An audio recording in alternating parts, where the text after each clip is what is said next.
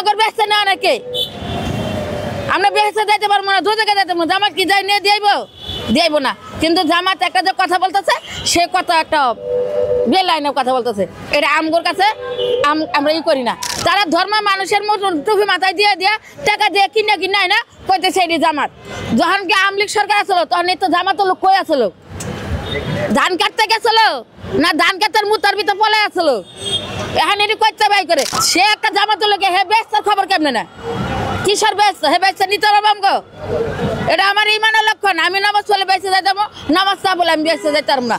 আর আমি যে নামাজ পড়ে বেঁচে যাইতাম এমন কোনো কথা আছে নাকি? আমার আগে ইমান ধর্ম ঠিক করতে হইব। আমি কপাল ভালো লাগছি আরেকজন লাঠি দিতেছি নাকি? এটা আমার নামাজ, এটা আমার ধর্ম, এটা হবে না। হকার ভাই করে বলতেছি, বাংলাদেশের যত কোটি হকার আছে কোনোদিনও জানি জামাতের ভিতরে একটা ভোট না পড়ে। জীবন হয় নাই জালিপাল্লা, জীবন আসতে পারো নাই আর আসতে পারবেও না ইনশাল্লাহ। ইনশাল্লাহ এই বাংলার মাটিতে আমরা যদি নারী রয়ে থাকি জামাতে কখনো যাইতে পারবো না, জামাতের ভোট দিতে আমরা।